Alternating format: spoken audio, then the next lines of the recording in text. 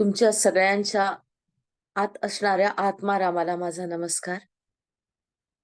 तुमच्या सगळ्यांच्या गुरूंना माझा नमस्कार. आणि तुमच्यासारखे महान आत्मे निर्माण करणाऱ्या तुमच्या आई वडिलांना माझा नमस्कार. आपण शेवटची भक्ती बघतो आहे समर्थांनी सांगितलेली आत्मनिवेदन भक्ती. काल समर्थांनी आपल्याला सांगितलं देव काय हे जाणून घ्यावं.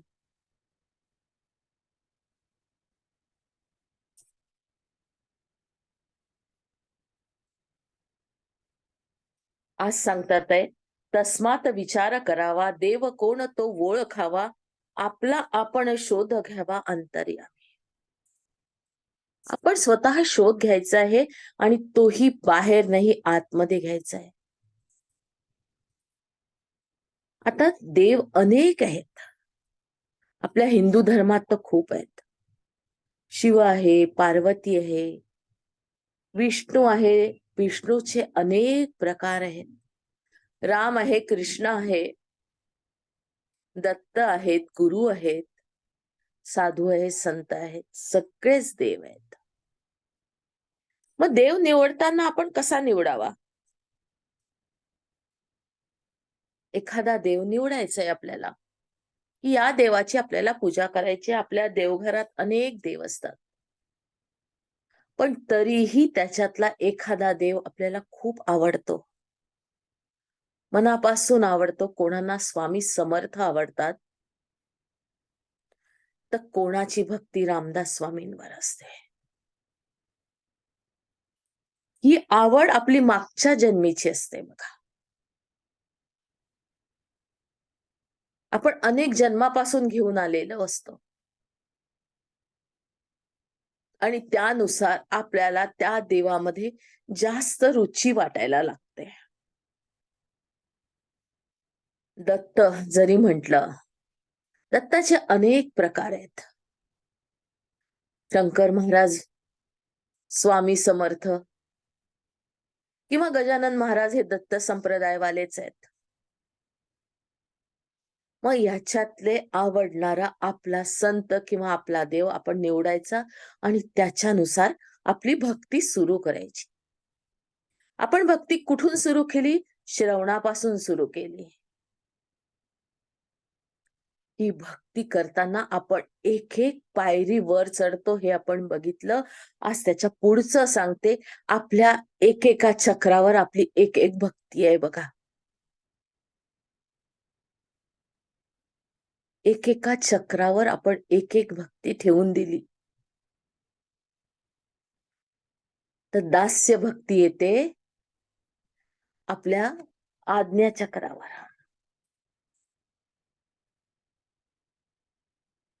सख्य भक्ती येते आणि शेवटची भक्ती येते आत्मनिवेदन भक्ती आपल्या सहस्त्राधारावर. शेवटची भक्ती. सहस्राधारावर गेल्यावर काय होतं? माझी मी उरतच नाही. इथे जरी दोन दिसत असले तरी आपलं मिलन इथेच होतं. इथे आपण एकात एक मिसळायला लागतो. लाल रंग पिवळ्यात आणि पिवळा रंग जांभळ्यात, सगळे रंग एकत्र होतात. आपल्या प्रत्येक चक्राला रंग आहे आणि हे रंग जसे जसे जसे जसे वर येतात इथे त्याचं रूपांतर पांढऱ्या रंगात झालेलं असतं. सगळे रंग एकत्र येतात. म्हटले तर वेगळे होतात, म्हटले तर एकत्र येतात. जेव्हा आपण आपला ऑरा बघतो ना, तेव्हा त्याच्यात रंग पण दिसतात. आणि संतांचा ऑरा बघाल ना, तर संतांचा ऑरा फक्त व्हाईट असतो, पसरलेला सुंदर असा पांढरा प्रकाश. आपली शेवटची भक्ती आपण सहस्राधारावर समजावे. आता हा माणूस काय आहे? हे शरीर काय आहे? तर एक शेर म्हणून जातो, एक कवी म्हणून जातो, एक माचीस की तिली, एक घी का लोटा. लकड़ियों का ढेर पर कुछ घंटों में राख, बस इतनी सी औकात है आदमी के. आपण किती आहे, या शरीराचं महत्व किती आहे? काही क्षणापुरतं, काही मर्यादेपुरतं. हे जेव्हा याच्यातला हा आत्माराम बाहेर पडेल, त्यावेळा आपल्या घरचे लोक आपल्याला घरात ठेवणार नाही, कोणीही असो. कितीही आई आई म्हणणारी मुली असो, किंवा बायकोच्या मागे नाचणारा नवरा असो, कितीही प्रिय असो. आज आपल्याला सगळेजण म्हणतात की नाही नाही, तुझ्याशिवाय घर चालतच नाही, तुझ्याशिवाय नाही. पण ज्या वेळा याच्यातला हा आत्माराम निघून जातो, त्यावेळा तुमचं प्रेत शिवाचं शव होतं.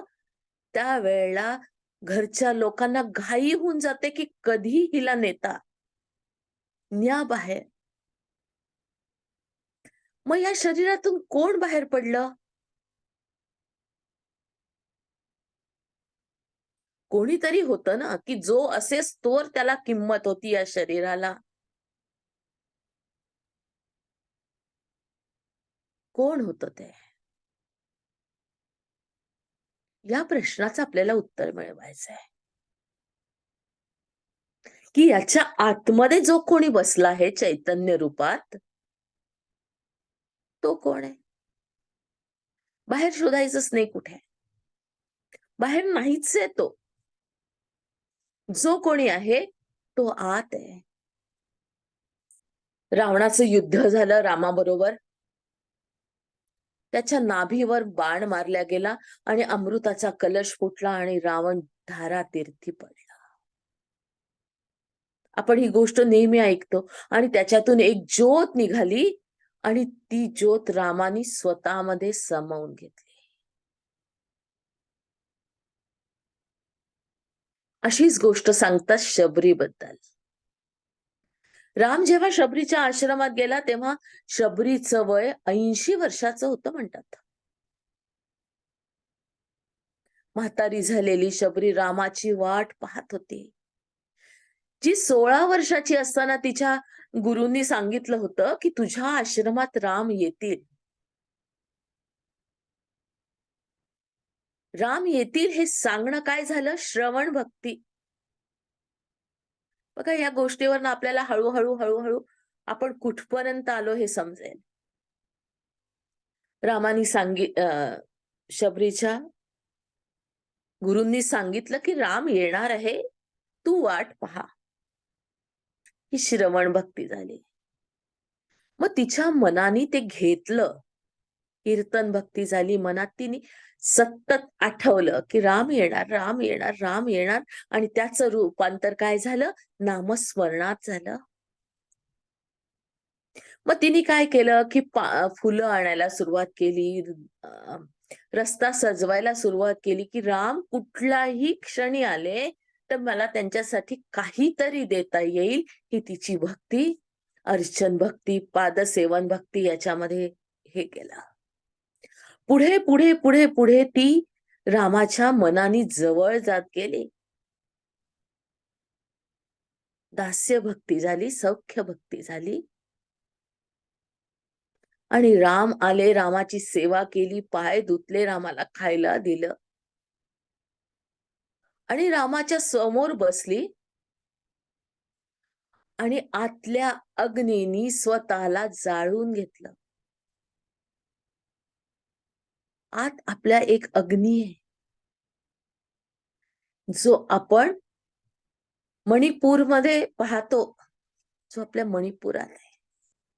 आत अग्नी, त्या अग्नीच्या ज्वालांनी स्वतःला पूर्ण संपवून टाकलं. दंतकांती मिळते, मला ते हे पण आणायचं, त्या ह्याच्याकडे बघते ना. अरे, दंतकांती बंद करा. हो.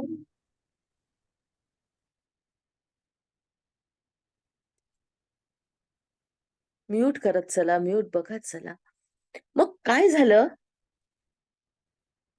पंचतत्वाचा जो देह होता तो तिने पंचतत्वात विलीन करून टाकला.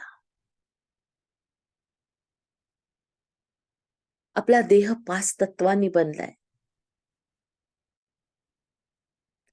पृथ्वी तत्व, जल तत्व, अग्नी तत्व, वायू तत्व आणि आकाश तत्व. मग शबरीने काय केलं? प्रत्येक तत्व त्या त्या याच्यामध्ये विलीन झालं आणि स्वतःला संपवलं. संपली का शबरी? नाही संपली. उलट पूर्ण विश्वात पसरले. आजही आपण शबरीचं नाव घेतो. शबरी सारखी भक्त या जगात नाही असं म्हणतो. काय झालं? जशी समुद्राची लाट असते बघा, एक लाट वर येते, अशी खूप मोठी वर पर्यंत येते आणि तीच लाट खाली जाते. आपलं जीवन तसंच आहे. हळूहळू लाट निर्माण होते, छोटी छोटी छोटी छोटी लाट येते, इतकी वर जाते म्हणजे आपलं जीवन त्या लाटीच्या सुरुवातीपासून सुरू होतं, वर येतं आणि वरतून पुन्हा त्या पाण्यात जातं. आपणही जन्मतो, युवा अवस्थेत येतो, वृद्धावस्थेत येतो आणि आपण हा देह सोडतो आणि दुसरा देह धारण करतो. ही आपली एक स्थिती आहे. मग आपल्याला काय म्हणतात आहे? देव ओळखावा. मग ह्या स्थितीमध्ये आपला देव कुठे? आपल्याला हा तर विचार करावा लागेल ना, की माझ्या आत माझी जर ही स्थिती आहे, की मी जन्म घेते, वाढते, पुन्हा लयास जाते आणि पुन्हा येते. म्हणजे माझा या देहाचा नाश आहे, पण माझा नाश नाहीये. मी आहे तशीच आहे, की जी पुन्हा नव्याने निर्माण होते. मग ती कोण आहे? जी पुन्हा येते ती कोण आहे? किंवा मी झोपेत असते, झोपेतून जागे झाल्यावर मला ही सृष्टी पुन्हा दिसते, नवीन दिसते. मग झोपलेली गेलेली ती कोण होती आणि आता बघते ती कोण आहे? हा विचार जेव्हा आपण पूर्ण या विचारात डुबून जातो आणि या विचाराचं चिंतन करायला लागतो, तर आपल्याला समजतं की ह्या देहाच्या आतमध्ये कोणीतरी असं आहे की जो ही सृष्टी बघतोय, जो हे जग बघतो आहे, तो मी आहे. मग मी म्हणजे कोण? माझा नाश नाहीये. जसे कपडे बदलवावे तसे मी कपडे बदलतो. आज आपण एक शर्ट घालतो, उद्या दुसरं घालतो, परवा तिसरं घालतो. तसेच आपले जन्म आतापर्यंत अनेक झालेले. माझ्या आत असणारा आत्मा आहे. माझ्या आतमध्ये जो कोणी आहे त्याला मी नाव दिलं आत्मा. मग हा आत्मा कुठून आला? याचा आपल्याला शोध घ्यायचा आहे. देव ओळखावा. आपल्या आतमध्ये ओळखावा. आपल्या आत शिरावं. हे केव्हा शक्य होतं? ज्या वेळा आपण ऐकतो. आज तुमच्या मनात हा विचार रुजला की मी कोण आहे? मग आपण काय करत जाऊ? हळूहळू याचं चिंतन करत जाऊ. चिंतनातून आपलं मनन घडेल आणि त्या गोष्टी आपल्या नजरेस पडायला लागतील. म्हणजे आपल्या भक्ती बरोबर आपण काय बरोबर आणलं? तर ज्ञान बरोबर घेतलं. आणि ज्ञानाबरोबर जेव्हा ध्यान घेतो आपण बरोबर, त्यावेळा ही गोष्ट उलगडायला लागते. आपल्या ध्यानात अनेक अनुभव यायला लागतात. आपल्याला हे समजतं जे काही बाहेर आहे ना ते माझ्या आत आहे. जे काही बाहेर आहे ते मला बाहेर शोधायची गरज नाही. मी जेव्हा माझ्या आत जाते, मी ध्यानाच्या खोल खोल गुफेत जाते, तेव्हा मला एक एक गोष्ट स्पष्ट होत जाते. समर्थांचं देव ओळखावा तो हा भाव आहे. याचं एक उदाहरण असं आहे की 12 वाजताच्या उन्हात आपण जेव्हा उभं असतो तेव्हा आपल्याला आपली सावली दिसतच नसते. पण सावली नसते का? सावली असते. ती सावली आपल्या पायाच्या खाली असते. हो की नाही? म्हणजे सावलीचं अस्तित्व असतं. पण ते आपल्या पायाच्या खाली असतं. जोपर्यंत आपलं अज्ञान दूर होत नाही, आपण अज्ञानातून बाहेर येत नाही, तोपर्यंत आपल्याला आपला आतला परमेश्वर ओळखता येत नाही. मग हे ज्ञान आपण कुठून मिळवतो? तर वाचनानी, मननानी, चिंतनानी आणि गुरुच्या सेवेतून, गुरुच्या मुखातून या ज्ञानाचा उगम आपल्यापर्यंत येतो आणि आपल्याला हे आपलं अज्ञान, जे मी मला स्वतःला शरीर समजते, ते हळूहळू दूर व्हायला लागतं. मग हा आत्मा कसा आहे हे ही समर्थ पुढे सांगतात. आत्मा निर्गुण निरंजन, तयासी असावे अनन्य, अनन्य म्हणजे नाही अन्य, आपण कैसा तेथे. मग त्यांनी या आत्म्याचं वर्णन करून टाकलं. जसं बाहेर देव आहे ना सगळीकडे पसरलेला, तसाच आत्मा आहे. देव कसा आहे? निर्गुण निरंजन आहे. आपल्या आतला आत्मा पण तसाच आहे. आपण त्याला नाही पाहू शकत. तो पण निराकार आहे, त्याला आकार नाहीये. आकार नाही आहे.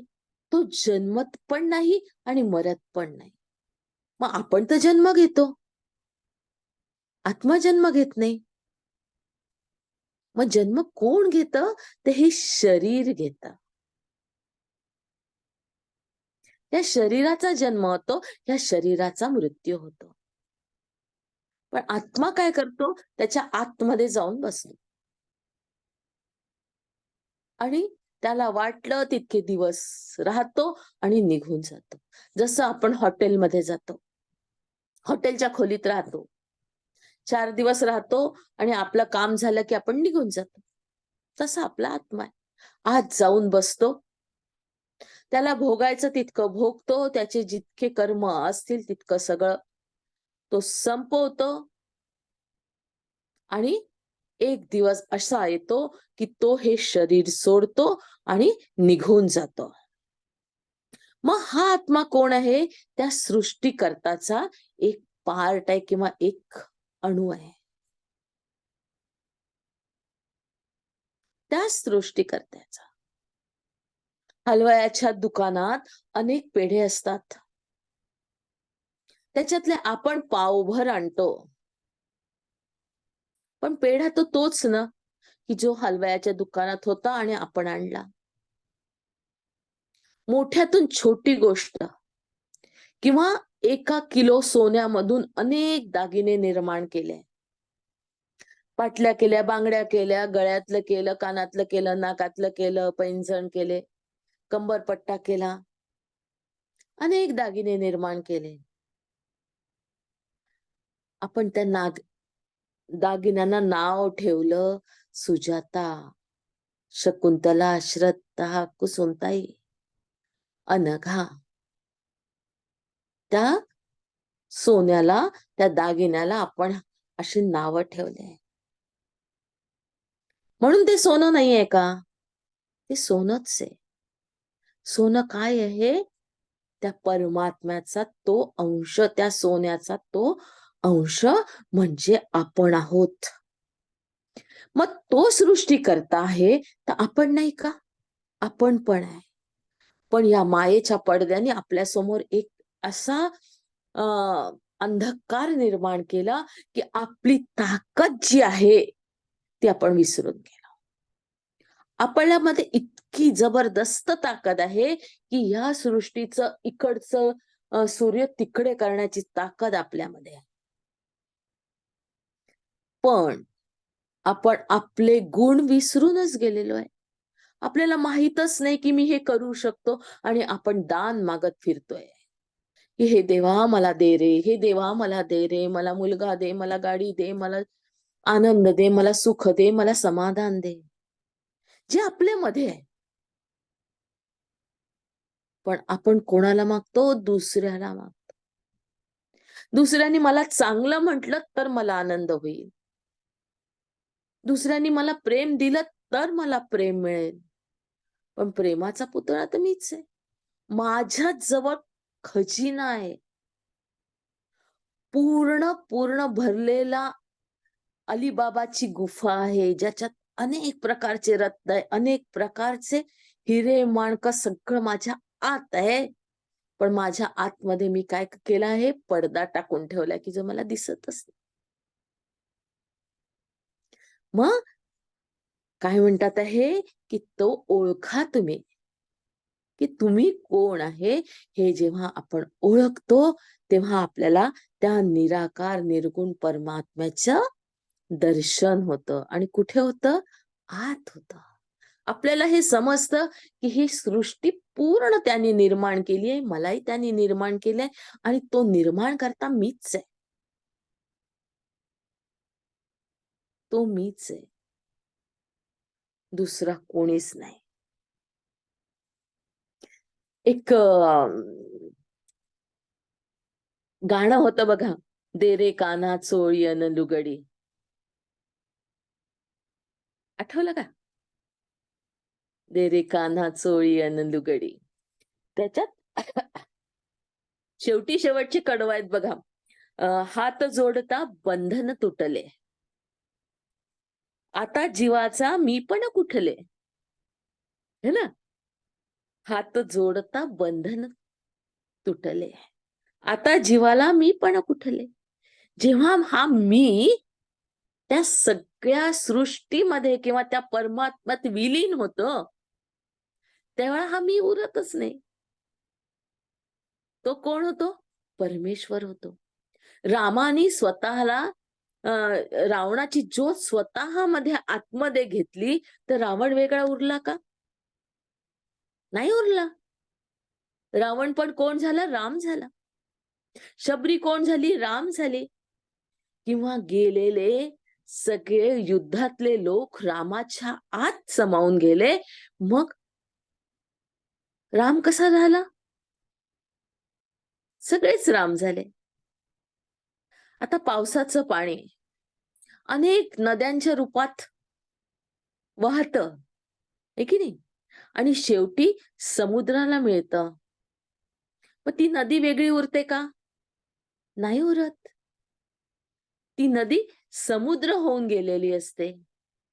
मग आपला हा देह आपण जेव्हा सोडू, तेव्हा याच्या आतमध्ये जाऊन बसलेला जो मी आहे, तो त्या परमेश्वरामध्ये ज्या वेळा विलीन होईल, तेव्हा अनघा कुठे उरणार आहे? अनघाचं शरीर उरेल, पण अनघा नाही उरणार.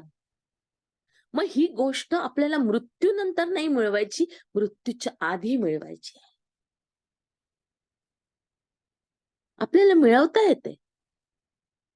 ज्यावेळा आपण ध्यानात जातो ना, खोल गुफेत जातो ना, आणि आपल्याला काही समजत नाही, आपण पूर्ण निराकार निर्गुण होऊन गेलेलो असतो, त्यावेळा आपण त्या परमेश्वरात विलीन झालेला असतो. तो आणि मी याची जाणीवच नसते, आहे की नाही? किती सोपं आहे बघा. आपण जेव्हा रात्री झोपतो तेव्हा आपण कुठे झोपलो, काय केलं, काही माहित नसतं. मग त्यावेळा आपण कुठे असतो? आपण त्याच्याजवळ असतो. एका अर्थाने ध्यानात आपण पूर्ण पोचतो, झोपेत थोडं पोचतो, कारण मध्येच जाग येते, मध्येच हे होतं. पण ही निद्रा देखील एक छोटासा मृत्यू आहे. आज त्याच याच्यावर आपण संपवूया. दे रे कान्हा चोळी आणि लुगडीच्या शेवटी काय म्हणते? आत्माने जणू परमात्म्याला अर्पण केली कुडी. आत्म्याने जणू परमात्म्याला अर्पण केली कुडी. म्हणजे हा आत्मा त्या परमात्म्यात विलीन झाला. आणि हे कुठे होतं? आपल्या सहस्त्राधाराला पोचल्यावर होतं. म्हणून आपला प्रवास काय आहे? शेवटापासून या शेवटापर्यंत, एका टोकापासून दुसऱ्या टोकापर्यंत एवढाच आपला साधा छोटासा प्रवास आहे. आणि तो आपल्याला या जन्मी पूर्ण करायचा आहे. आपल्याला हेच ज्ञान घ्यायचंय, एवढीच आपली मंजिल आहे. मी कोण आहे? आणि मी आहे त्या परमेश्वराचा अंश. म्हणजे मीच परमेश्वर आहे. मी तोच परमेश्वर आहे ज्याला एकेकाळी राम हे नाव दिलं होतं, कृष्ण हे नाव दिलं होतं. ती मी आहे. आज आपण हा समास इथे संपवू. आपले नवविदा भक्ती संपली. आता आपण ध्यानाला बसूया.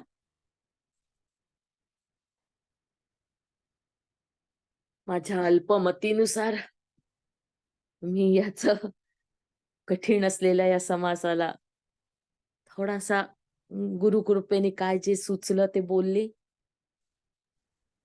ज्या काही चुका झाल्या असतील त्या माझ्या, आणि जे काही श्रेय असेल ते माझ्या गुरुचं. खूप जय छान श्रीराम. समजावलं अनघाताई, खूप सुंदर, मस्त. खूप छान. जे आम्हाला जय माहित श्रीराम. नसतं ते तुम्ही माहिती करून देता. खूपच छान. खूप सुंदर. खूप छान. खूप छान. एकदम चांगलं. चला ध्यानाला सुरुवात करूया. सुंदर.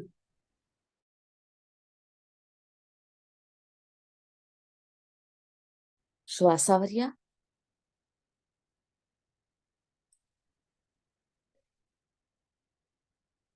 श्वास आत, श्वास बाहेर. श्वास आत, श्वास बाहेर. पूर्ण लक्ष श्वासावर.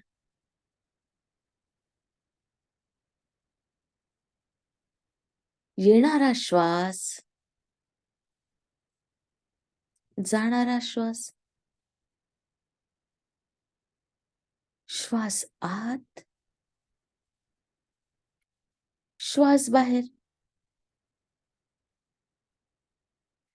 श्वास आत, श्वास बाहेर.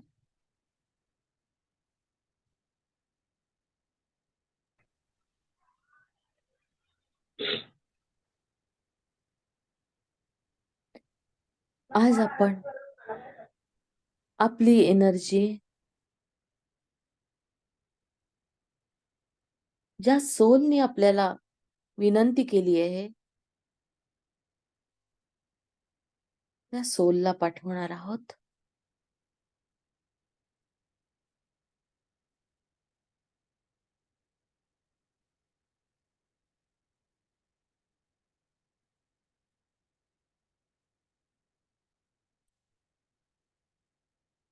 त्यासाठी आपल्या गुरुला प्रार्थना. हे गुरुदेवा,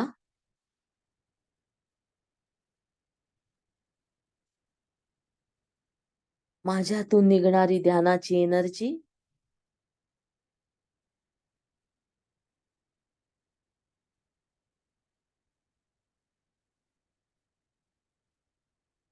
त्या आत्म्यापर्यंत पोहोचू दे. त्या आत्म्याचं भलं वाईट करणं हे तुझ्या हातात आहे. कुठल्या कार्यासाठी ही एनर्जी वापरली जाईल हे तू ठरव.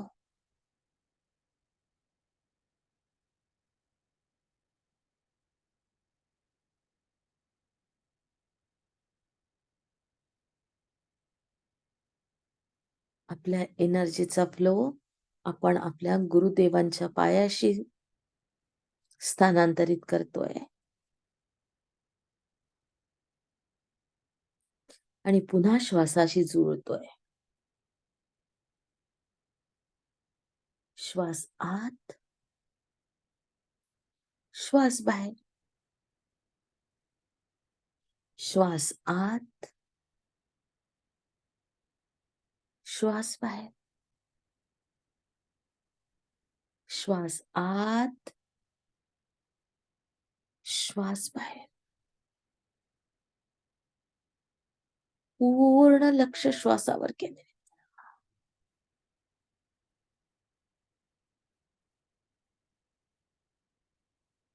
पूर्ण लक्ष श्वासावर. श्वास आत येतोय, श्वास बाहेर जातोय. हृदय चक्रावर उतरा. स्वतःला हृदय चक्रावर घेऊन चला.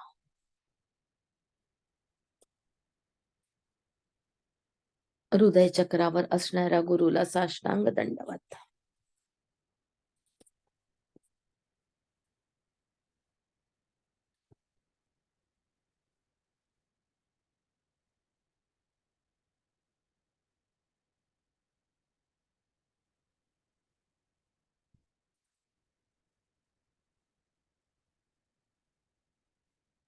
त्यांना ध्यानाची परमिशन मागा की मी ध्यान करायला बसते. गुरुदेवा,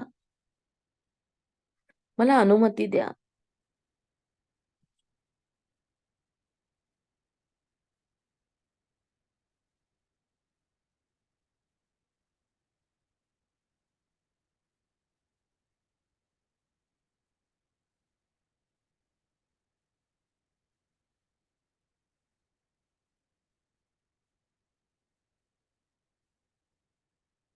त्यांची अनुमती घेऊन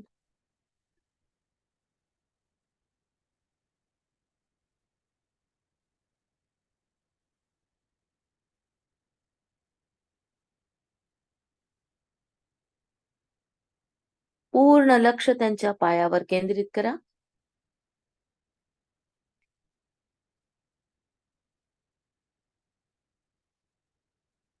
हाताला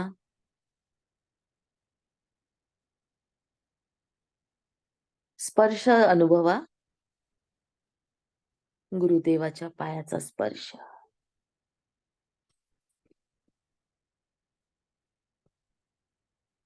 आणि त्यांच्या समोर त्यांच्याकडे तोंड करून ध्यानाला बसा. उच्च अशा सिंहासनावर बसलेले गुरुदेव समोरून बघा.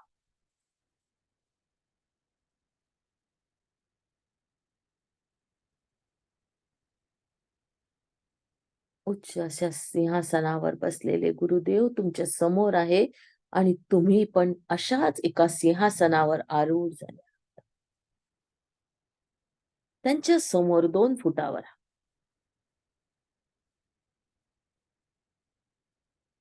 त्यांनी दोन्ही हात मांडीवर पालथे ठेवलेले आहेत. त्या हातांवर तुम्ही दोन्ही हात स्वतःचे ठेवून द्या. त्यांच्या हातावर तुमचा हात.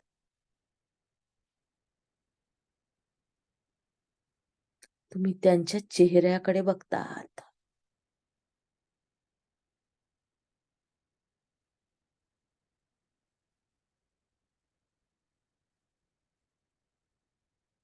तुमच्याकडे मंद स्माइल करत बघत असलेले गुरुदेव दिसतात आहे. एक सुंदरसं हसू गुरुदेवांच्या चेहऱ्यावर. पूर्ण लक्ष चेहऱ्यावर केंद्रित करा. डोळ्यातले भाव बघा. वात्सल्य आहे. फक्त आणि फक्त गुरुदेवांच्या डोळ्यातच वात्सल्य दिसू शकतं, दुसरं आईच्या.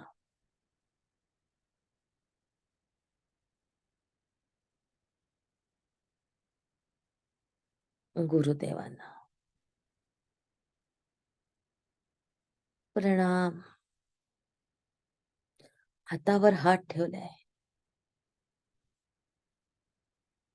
डोळ्यातून निघणारी एनर्जी तुमच्या आज्ञा चक्रातून तुमच्या शरीरात प्रवेश करते. एक विजेचा करंट त्यांच्या डोळ्यातून निघणारा विजेचा करंट तुमच्या आज्ञा चक्रावर आता पूर्णपणे तुमचं लक्ष तुमच्या आज्ञा चक्रावर.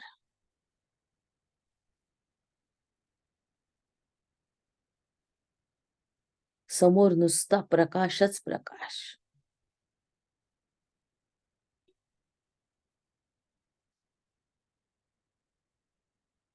आणि तो प्रकाश तुमच्या शरीरात शिरतोय, तुमच्या आज्ञा चक्रातून.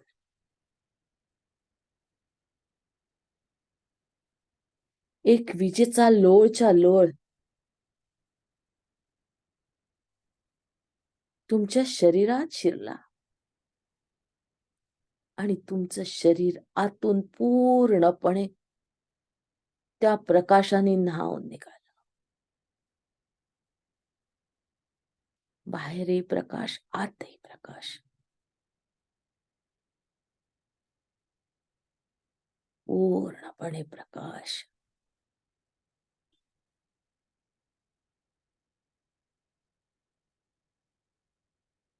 प्रकाश.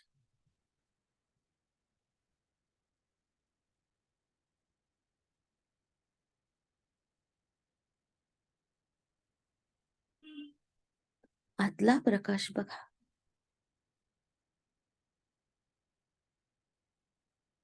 संपूर्ण शरीरात प्रकाश भरलाय. आतमध्ये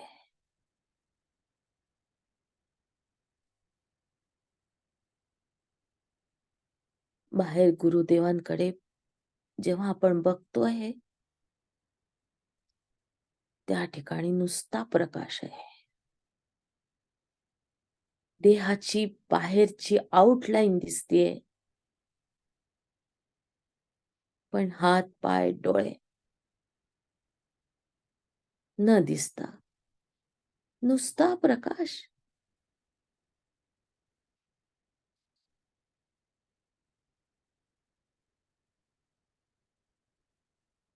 आणि तुम्हीही प्रकाश. पूर्ण लक्ष आज्ञा चक्रावर केंद्रित.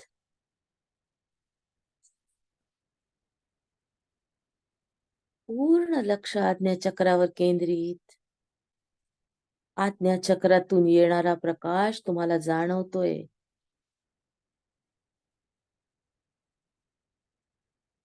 एक दबाव, एक प्रकारची गरमी, व्हायब्रेशन्स आज्ञा चक्रावर. तुमचे दोन्ही डोळे आज्ञा चक्रावर बघतात आहे. गुरु मधील निघणारा हा प्रकाशाने तुमचा तिसरा नेत्र उघडला आहे.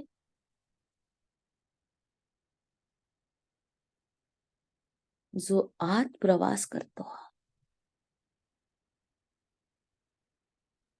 जो आतलं सगळं दाखवतो, हा असा तिसरा नेत्र आहे.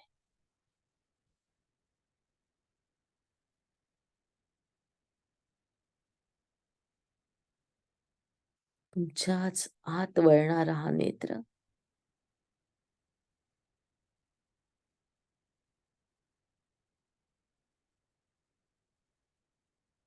तुमच्या मध्ये असणारं अज्ञान दूर करतं.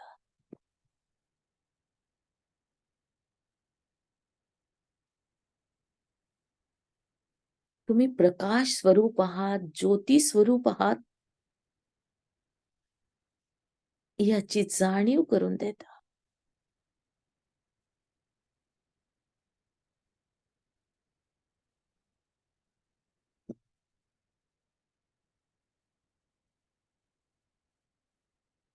पूर्ण लक्ष आज्ञाचक्रावर केंद्रित आहे.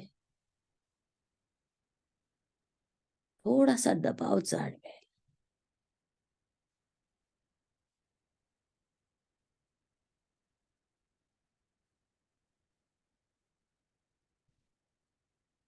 पूर्ण चक्र आज्ञाचक्र,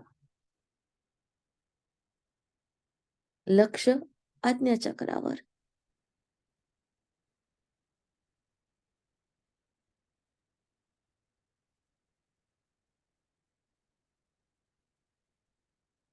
पूर्ण लक्ष केंद्रित करा.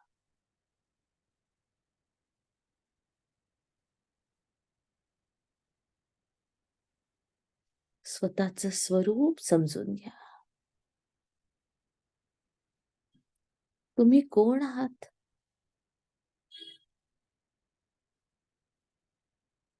मन, बुद्धी, चित्त, अहंकार तुम्ही नाही. हात, पाय, डोळे, शरीर हे तुम्ही नाही. तुम्ही कोण आहात? तुम्ही त्याच परमेश्वराचा भाग आहात, ज्यांनी या सृष्टीची निर्मिती केली आहे, ज्यांनी ग्रहतारे निर्माण केलेले आहे, ज्यांनी पशु पक्षी निर्माण केलेले आहेत, ते तुम्ही आहात. त्याच्यामध्ये जे गुण आहेत तेच तुमच्यामध्ये आहे. तो शांती स्वरूप आहात, तर तुम्ही पण शांती स्वरूप आहात. तो प्रेमाची मूर्ती आहे, तर तुम्ही पण प्रेमाची मूर्ती आहात. तो सुखदाता आहे, तर तुम्ही पण आहात. जे जे त्याच्यामध्ये आहे ते सगळं आणि सगळं तुमच्यामध्ये आहे.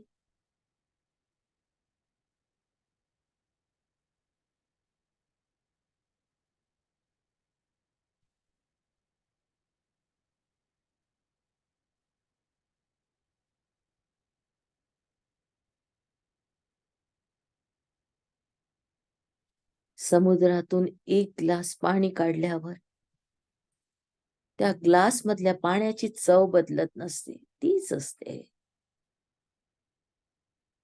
कारण ज्या ठिकाणहून ते पाणी आणलं, ते पाणी स्वतःचे गुणधर्म तिथूनच घेऊन आलेलं असतं. तुम्ही पण त्या परमेश्वरातूनच आलेले आहात.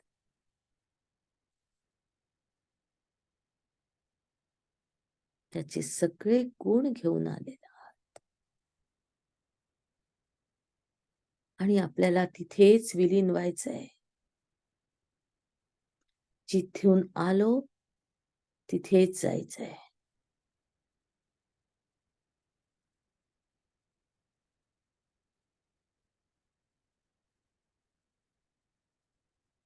काही दिवसासाठी आपण या पृथ्वी तलावावर आलो.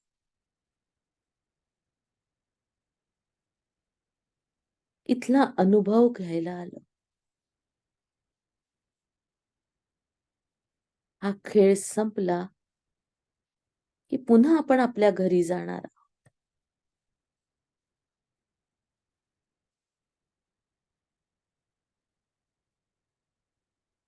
पूर्ण लक्ष आज्ञाचक्रावर केंद्रित.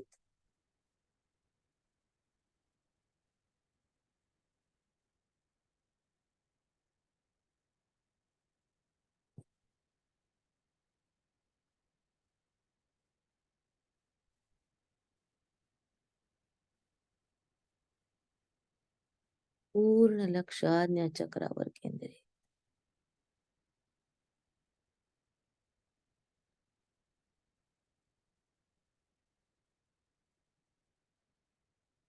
गुरूंच्या डोळ्याकडे बघा.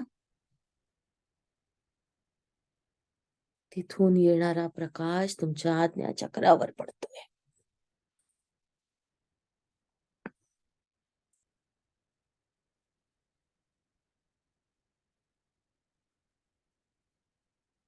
गुरूंचं शरीर पूर्ण ज्योतिमय आहे, तुमचं शरीर पण ज्योतिमय आहे.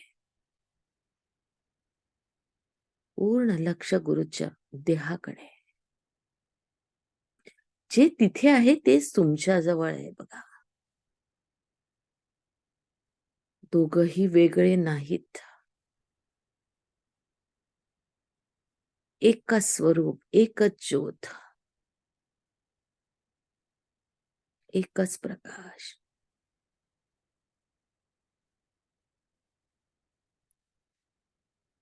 आज्ञाचक्रावरची नजर हटवून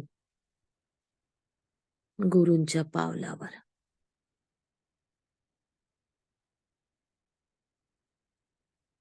गुरूंना धन्यवाद देऊया आजच्या अनुभवाबद्दल.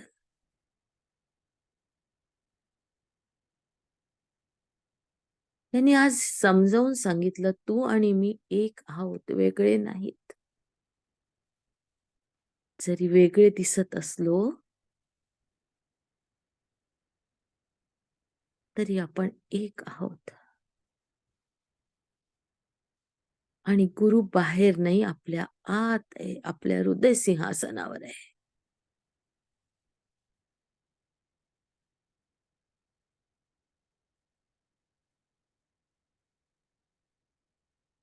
पूर्ण लक्ष पावलावर, पावलांवर डोळे केंद्रित केलेले आहेत. पावलं बघा, प्रकाशाची आहेत. तुमचा हात पण प्रकाशाचा आहे, तुमचं मस्तक पण प्रकाशाचं आहे. सगळीकडे प्रकाश, प्रकाश आणि प्रकाश.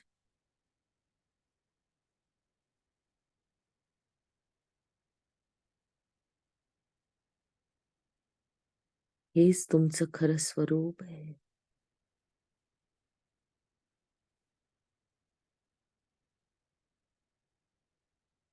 ज्योतिर्मय आहे.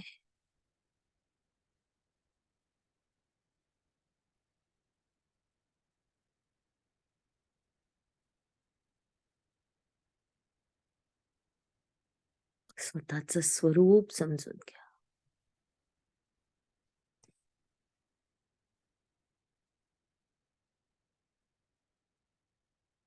एक ओंकार सतनाम करता पुरख निर्भव निर्वैर अकाल मूरत अजूनी सैभम गुरु प्रसाद जप आदि सच जुगादि सच है भी सच नानक होसी भी सच.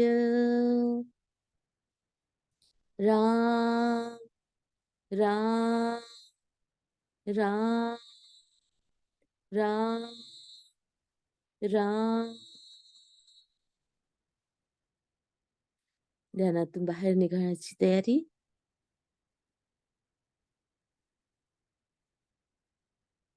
पाय सोडून द्या, हात सोडून द्या. पायांच्या बोटाची हालचाल, हाताच्या बोटाची हालचाल. श्वासावर या, श्वास आत, श्वास बाहेर. श्वास आत, श्वास बाहेर.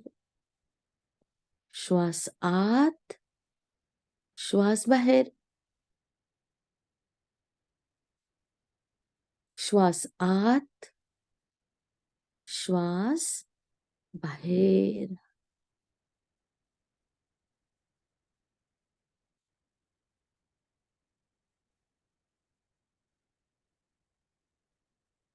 दोन्ही हात एकमेकांवर रब करा, डोळ्यावर ठेवा.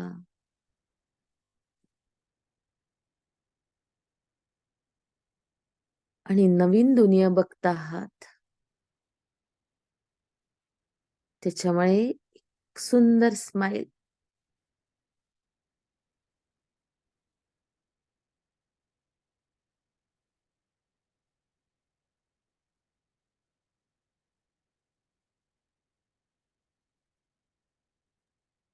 ताई, आज खूप छान ध्यान लागलं. दररोजच ध्यान लागतं छान, पण आज खूपच छान लागलं. आणि आज ती मुलगी दिसली मला डोळ्यासमोर, एक क्षणापुरती पण दिसली.